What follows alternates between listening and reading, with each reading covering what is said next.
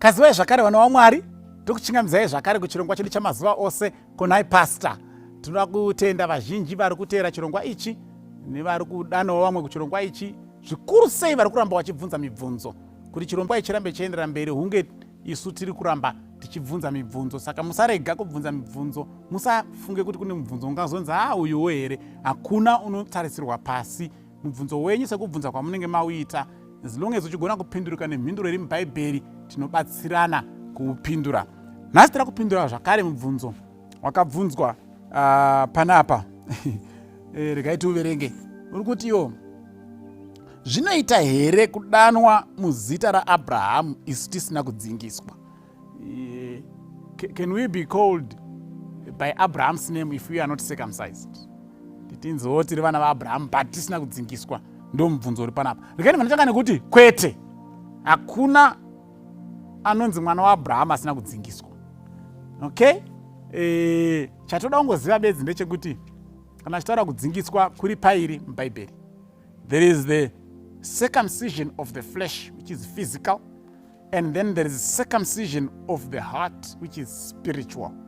Saka whichever way, haugoni kunzi uri mwana waAbhurahama if you are not circumcised. Hazviiti.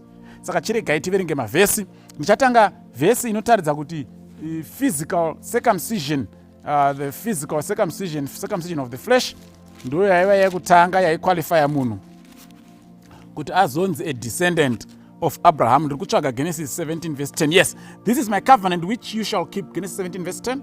This is my covenant which you shall keep between me and you and your descendants after you. Every male child among you shall be circumcised. Okay? Saka mwanakomana wese aizvarwa mimba yaAbraham was supposed to be circumcised.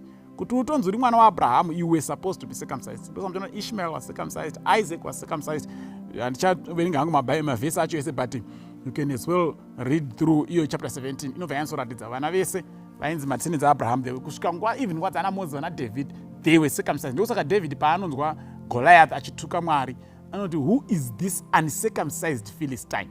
Kuda kuti iye David was actually circumcised. Saka vese vaiva madescendants aAbraham, yes, they were physically circumcised. Ndakwenda pana Ezekiel 44 verse ya 7 ndozoverenga verse ya 9.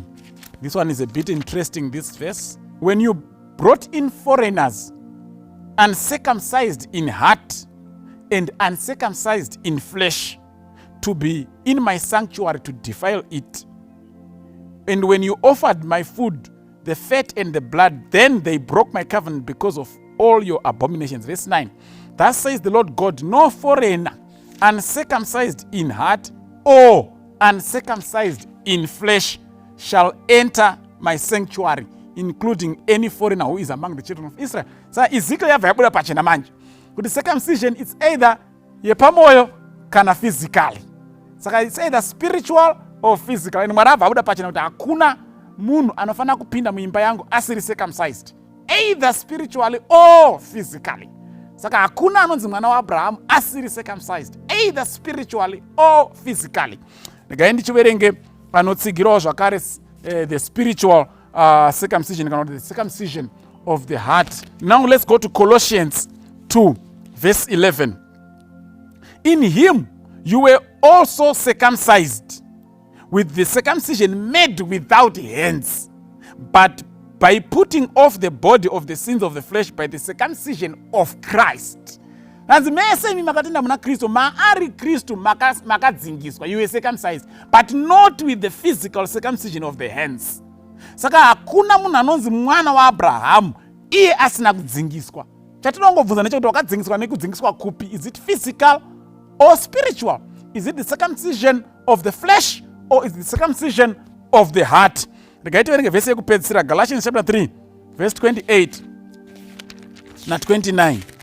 Galatians 3 verse 28 na 29. There is neither Jew nor Greek, there is neither slave nor free, there is neither male nor female, for you are all one in Jesus Christ. And if you are Christ's, then you are Abraham's seed and heirs according to the promise. Saka na mama na Kristu hakuchisina kupatsanurwa, hakuchisina kunzi ava vakanzwai ava vana kunzwai, mavamwe uye mavana mese vaAbhurahama. saka chinotiita kuti tinzi vana vaAbraham kunge tagamuchira Jesu Kristu, because in Jesus Christ we receive, the moment you accept Christ as your savior, automatically you receive the gift of circumcision of the heart, and hence you qualify to be a descendant of Abraham. Kana wakazvarwa mimba yaAbraham, definitely you are circumcised by the physically, because uri mwana waAbraham. Saka munhu wese anotenda muna Kristu, they are circumcised, and yes, vana komana nevanasikana vaAbraham. Tovimba tabatsirikana, Mwari atikomborere. Amen.